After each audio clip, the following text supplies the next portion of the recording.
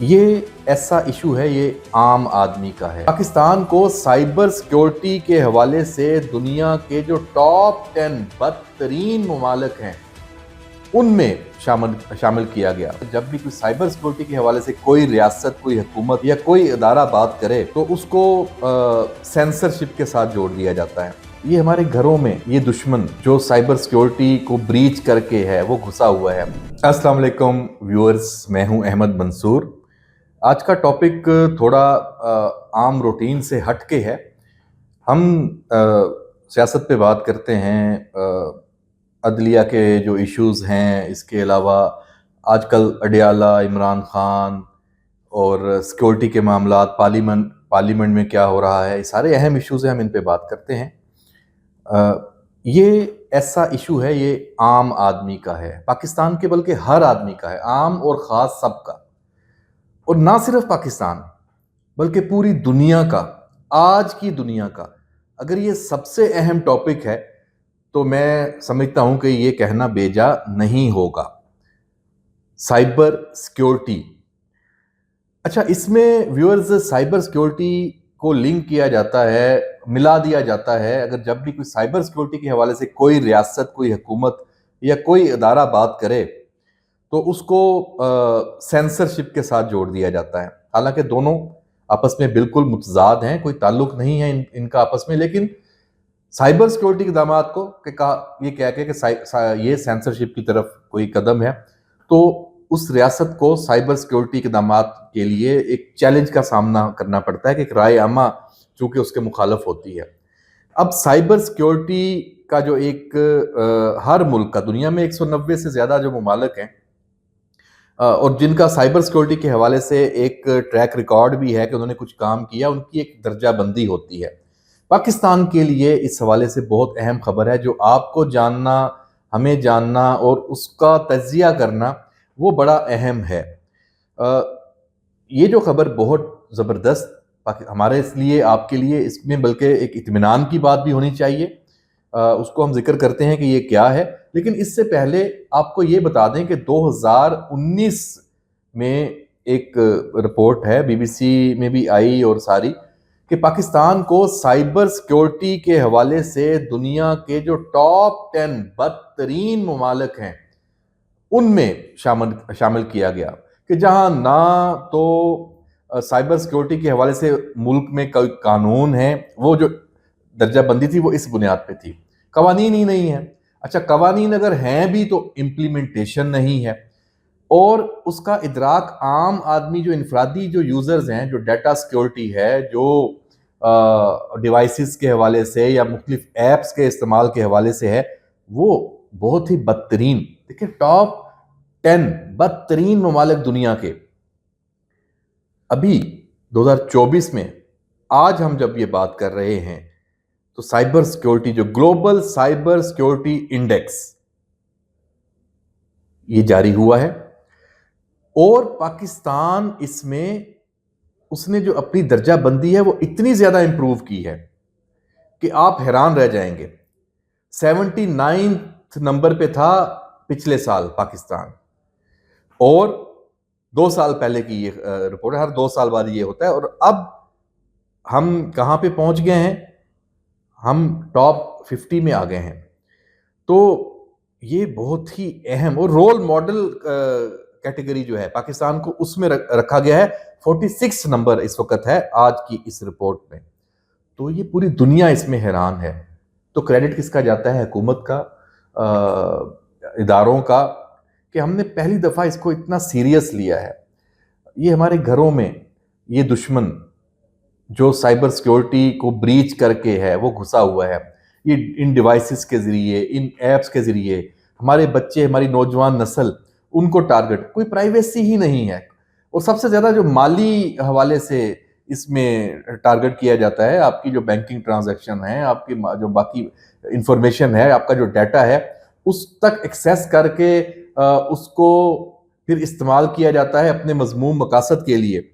तो ये इंतहाई अहम है और इसमें 5 दर्जों में तकसीम किया गया मुख्तलिफ ममालिक को इस रिपोर्ट में। हम इसमें चले पाकिस्तान की तो आज हम बात कर लेते हैं।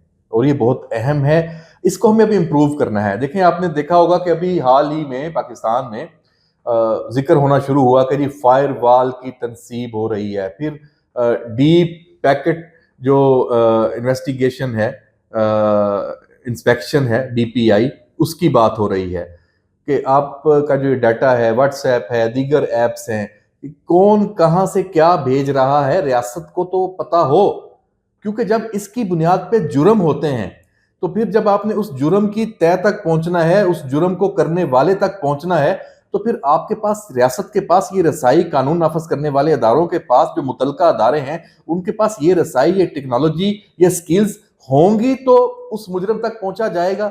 وہ کیسے پہنچا جائے گا؟ وہ ٹیکنالوجی کی مدد سے پہنچا جائے گا۔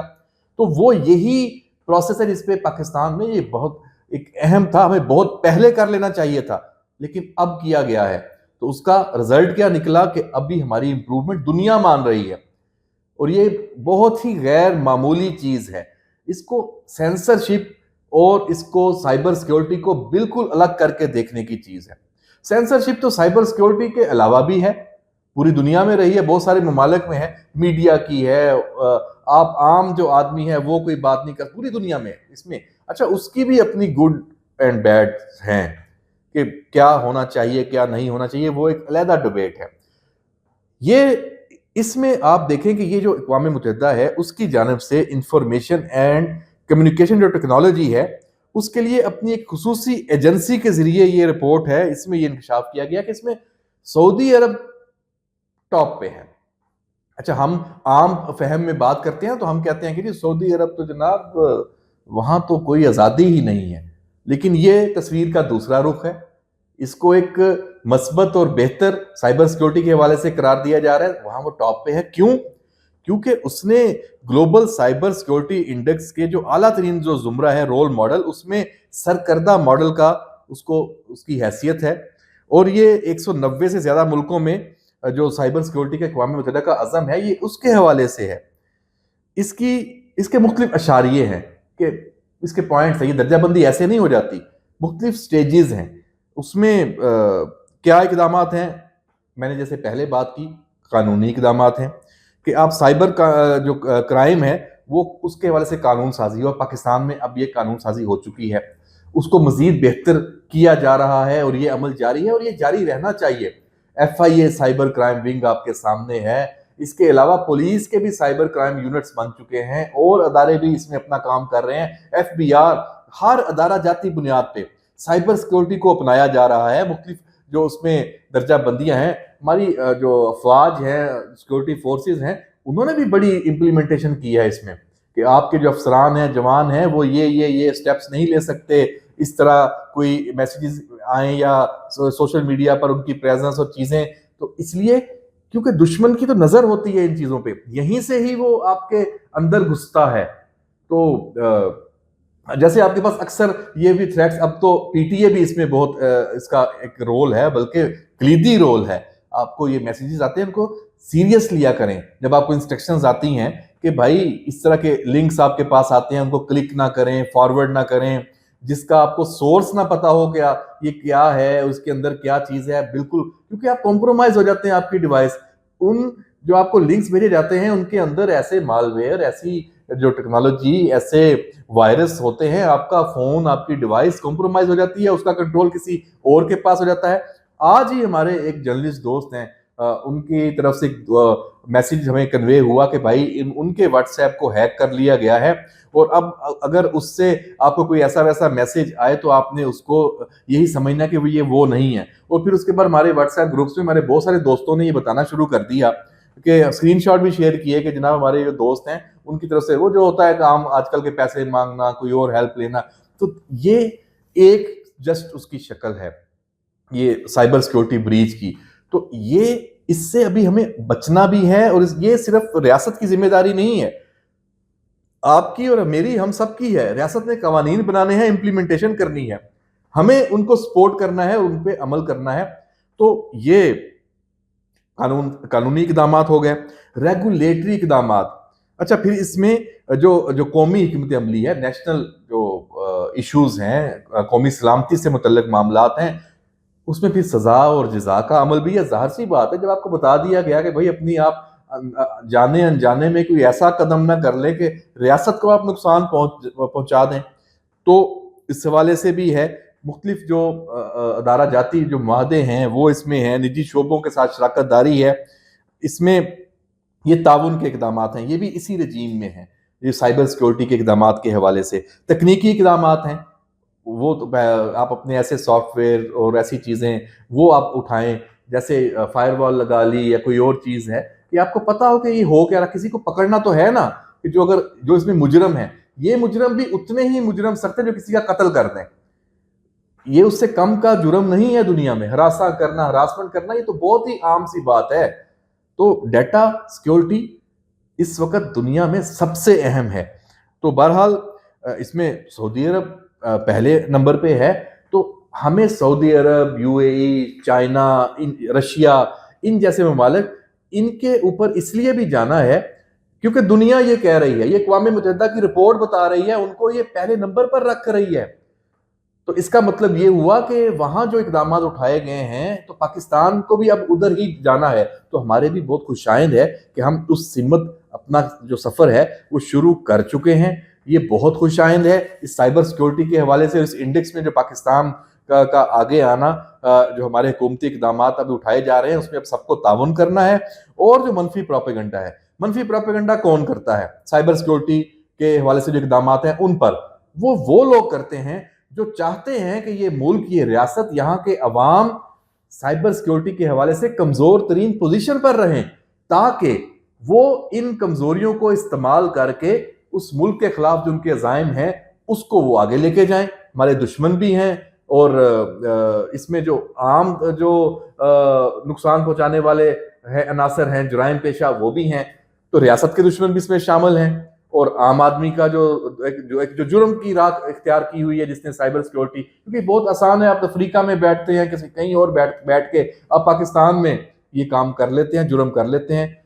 تو جناب یہ ایک بہت بڑی خبر ہے جو پاکستان میں یہ امپروومنٹ آئی ہے. تو میں نے کہا کہ اس سائبر سیکورٹی کے اوپر آج ہم یہ ایک ویلاگ کریں اور بات کریں. آپ نے, ہم نے, سب نے بچنا ہے, اور حکومت جو بھی اقدام اٹھاتی ہے اس کو سپورٹ کرنا ہے. ہاں, اگر اس میں کوئی سینسرشپ کا ایلیمنٹ آ جاتا ہے تو آپ کا, میرا, سب کا رائٹ ہے اس پہ بات کریں, لیکن سینسرشپ کو اور سائبر سیکورٹی اقدامات کو ہمیں الگ کر کے دیکھنا ہے. ہمیں ان کو ایک نظر سے نہیں دیکھنا, ورنہ اگر سینسرشپ کی ہم اتنا پروپیگنڈا, اتنا شور شرابہ کریں, حکومت گھبرا جائے اور سائبر سیکورٹی کے جو ناگزیر اقدامات ہیں ان سے پیچھے ہٹ جائے, کمپرومائز کر جائے, نقصان کس کا ہے؟ آپ کا ہے, ہمارا ہے, ہمارے بچوں کا ہے, نئی نسل کا ہے, ریاست کا ہے. تو ہمیں اس سے اپنے آپ کو محفوظ رکھنا ہے اور اس میں تعاون کرنا ہے. اجازت دیجیے, اللہ حافظ.